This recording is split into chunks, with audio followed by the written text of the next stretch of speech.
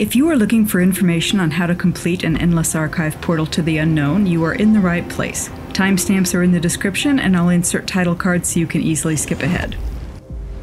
Hello my fellow Tamrielite. Welcome to the channel, or welcome back. Let's dive into the Endless Archive Unknown Portal side content.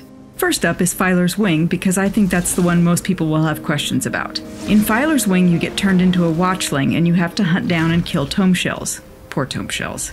To get to the tome shells, you navigate this book maze, which contains 3 hazards you have to avoid or fight. Firstly are the booknados, which have to be avoided or they'll chew you up. They're just about as fast as you are normally, or a bit faster, so avoid their paths and move out of their way rather than trying to outrun them if you are at normal speed. I'll say more about speed when we talk about the ability bar. The second hazard of the book maze are the tentacle pools, because of course. They're fine if they're dormant, but now and then, randomly I think, a tentacle comes out and swats whatever's near. If that's you, it can one-shot you, so avoid them when possible and don't stay near them when you're fighting. The third hazard are the Hushed, who will run right at you, wail away, and do a lot of damage fast. They move more quickly than you normally do, and their attacks are faster. They can kill you pretty quickly if you try and bulldoze your way through. Fortunately, to counter these hazards, you get a new ability bar when you become a watchling. However, the second that happens, the hazards all become active, so you don't have time to look at your new abilities before the maze starts trying to kill you. Fortunately, I have the magic power to slow down time for you, so let's take a look. Of the 5 abilities on your bar, 2 of them cause damage, Skill 1 and Skill 5.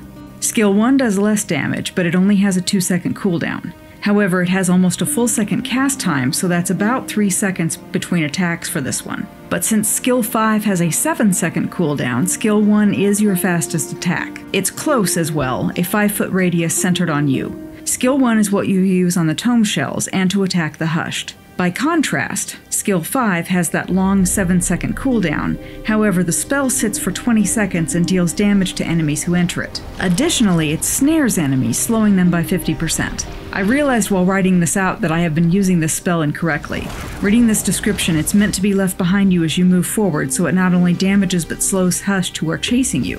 Since they can come up from behind and do damage fast, the way to use this is to cast it continually as you move through the maze, when its cooldown ends.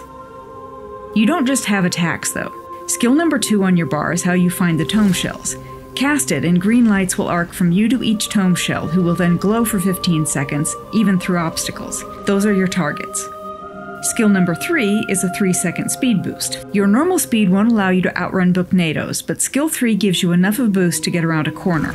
It will also help out with Hush, particularly if they're slowed from the ink pools. Lastly, Skill number 4 is a paralyze spell, which is vital for fighting the Hushed.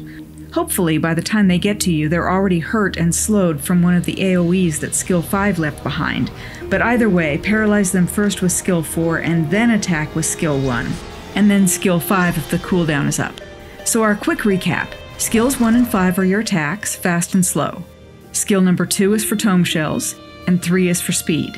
Skill number 4 is paralyze. As with most Portal side content, Filer's Wing has 5 difficulty levels, each with more tome shells and more hazards. Completing all 5 levels unlocks the achievement I See You, which allows you to buy the account upgrade Filer Core's True Sight from Filer Treasures in the Index for 25,000 archival fortunes. Filer Core's True Sight gives you the ability to choose from 3 visions after a boss fight instead of 2. And that's an account upgrade, so it is permanent and affects all of your characters. The next Portal content I'll look at is Treacherous Crossing, a puzzle area that gives me Lara Croft Tomb Raider vibes. We have 6 activators, a pool filled with deadly tentacles, and a far platform on the other side. Each activator, when triggered, will generate 1 to 3 blocks that will form a path over the water. But each block only stays in place for a very short amount of time before it disappears, so you have to trigger each activator, then run as fast as you can over the path before it goes away. There's so little time that they have to be activated in the correct sequence from near to far, or the far ones won't last long enough for you to get there. What you need to do is stand in front of each activator to see which block or blocks it will form, and that changes every time you enter this portal. You chart your path across as you move in front of each activator to see where it's going to form the blocks. I number them in my head, 1 through 6, and then start repeating the sequence as I work it out. So the first step is to figure out which activator has blocks which touch your side, then figure out which creates blocks that touch those blocks, and so on and so forth. Once you are certain of the order, you trigger them in that sequence and then haul ass across the path, not a second to spare. If you are alone, I don't believe it's possible to complete the Treacherous Crossing successfully without the Mythic Antiquity Ring of the Wild Hunt, and to be honest, I don't love that. However, if you are with a friend, it is easier. Once you've figured out the sequence, one person triggers the activators while the other person moves across the blocks as they appear. With 2 people in the portal, the blocks disappear much faster, but as long as one person is moving along with them as they show up, that person will get to the other side. And once they do, then that person can trigger the activator on that side, which raises all of the blocks and locks them. At that point, the second person can just run across and claim their treasure chest. As with most of the portal areas, there are 5 levels of difficulty in the Treacherous Crossing. The blocks disappear slightly faster at the higher levels, and you don't get as many chances to try before the activators lock and you have to leave. The first time at the lowest difficulty level, I believe it's 3 tries, but by the 4th run it's only 1 try, meaning you have to be very sure of your path before touching that first activator, because once you do, you are committed. Completing all 5 difficulty levels unlocks the achievement Mind Over Magic, which allows you to buy the account upgrade Tentacular Motivation from Filer Teasures for 10,000 archival fortunes. This account upgrade increases your movement speed while in the archive, and that's for all characters. The next portal we'll look at is the Echoing Den. Like Treacherous Crossing, this is also a timed hustle. When you step forward, the ghost splits into balls of light, and you must herd each light into the center, the little whirlpool, before the timer runs out. Put me back together. You herd the lights by getting close to one, which will stick to you, and then you move on, and you can herd several at a time. However, if you move too fast, they drop off, which means this portal is about moving quickly but not too quickly. In my experience, the Ring of the Wild Hunt doesn't help here, because you move too quickly for the lights to keep up. As with most portals, the Echoing Den has 5 difficulty levels. You'll have more lights and less time as you progress. Completing all 5 levels unlocks the achievement Ghostlight Gatherer, which in turn allows you to purchase the account upgrade Ghostly Gratitude from Filer Teasures in the Index for 10,000 archival fortunes. This account upgrade is permanent, affects all of your characters, and increases the strength of the verses that you receive. The next portal we'll look at is Destozuno's Library. Unlike the other portals, this one does not have 5 difficulty levels. Instead, Destozuno here will give you 2 quests, one after the other, and each is a gathering quest. The only trick here is figuring out what it is you're supposed to be looking for and where, because unlike the other portals, you do not complete the quest objectives within the portal. You get the first quest from Destozuno, loot all of her containers, that's a very important step here, then leave. As long as the quest is in your journal, there is a chance that one of the quest items will pop up randomly during a stage, that is, not a boss fight area. However, the chance of seeing one during a stage is small, and you might wonder what it is you're even looking for. During the first quest, it's sheaves of paper.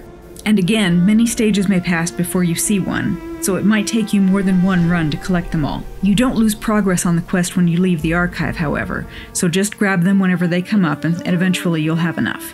Once you do, you'll have to wait until a portal randomly spawns, but when it does, it will go to Destozuno's library. You'll turn in the first quest and she'll give you the second one, which is to collect bookmaking supplies. You'll need 7 of these, and it's the same deal. Loot all of her containers and then leave, and then the quest items will show up randomly during stages. However, with this second quest, my average of seeing them is about 1 in every 2 to 3 arcs. Yes, I meant to say arcs. Unless you are super elite, it will probably take several runs to finish Destozuno's second quest. When you do, however, you'll unlock the achievement Word Waltzer, which will allow you to purchase the account upgrade Destozuno's Safety Net from Filer Teasures in the Index for 30,000 archival fortunes. Destozuno's Safety Net gives you 1 more Thread of Fate, that is, 1 more life, while in the Endless Archive, so that's 4 instead of 3. That's an account upgrade, so it affects every character and it's permanent. So keep plugging away at those quest items, it's worth it. Next up on our tour, we have the Haefal's Butchery portal. And this is the best portal because you get to become a goat and eat sweet rolls. On the downside, Haefal is trying to kill you the whole time, but every rose has its thorns, right? So because he's attacking you, in between eating sweet rolls, keep moving. You can sprint, but you have no stamina, so sprint and then run and then sprint and then run while you're moving. Once you've eaten enough sweet rolls to build up your strength, you turn and headbutt Haefal to take him out. The headbutt is your ultimate, by the way. When Haefal is down, you stop being a goat, sadly, but you do get a reward chest. Like most of the side content, the Haefal's Butchery portal has 5 difficulty levels. Here, you will need to eat more sweet rolls as the difficulty increases. Once you have completed all 5 levels, you unlock the achievement Kidding Around, and that allows you to purchase the account upgrade Sweeter Deal from Filer Teasures in the Index for 25,000 archival fortunes. Sweeter Deal allows you to choose from 3 verses at the end of stages instead of 2. As an account upgrade, Sweeter Deal is permanent and affects all of your characters. Last up, we have the easiest portal to understand, the Theater of War. Welcome to the Theater of War. This is Aramil. She's going to attack you. The trick here is to attack her back. Absolutely no one is watching this video to figure out Aramil's complex plan, so let's move on. As with most portals, Theater of War has 5 difficulty levels. Finishing all 5 unlocks the achievement Hidden Prowess and enables you to purchase the account upgrade Aramil's Training from Filer Teasures in the Index for 10,000 archival fortunes. This account upgrade, which is permanent and affects all of your characters, improves the strength of the visions that you receive, which is pretty cool. You know what I think we need here? A chart showing all of the achievements and their names and the various account upgrades. Who doesn't love a good chart? I also want to mention, in addition to the achievements and the account upgrades, that I have found the reward chests in the portals to be a good source of leads and the furnishing items that drop in the archive. They're very much worth doing. So that was all 6 of the portal areas, but we are not quite done. The 6 achievements related to the 6 portal areas are part of a meta-achievement, No Book Left Unread, and there is a 7th achievement in No Book Left Unread called Pilfered Pilfer. Kill Gwa the Pilfer 5 times. Gwa? Is it pronounced Gwa? Or do you say GW? I'm gonna say Gwa. Anyway, this is Gwa. He's a scamp, and he shows up randomly during boss fights. Because I know you were thinking there wasn't quite enough going on during the boss fights, right? Once he spawns, he only sticks around for a short amount of time before he ports out, so you'll have to focus him while the boss pouts and feels ignored. Our boy Gwa drops loot like a treasure chest when you kill him, so it's worth hurting the boss's feelings to catch him.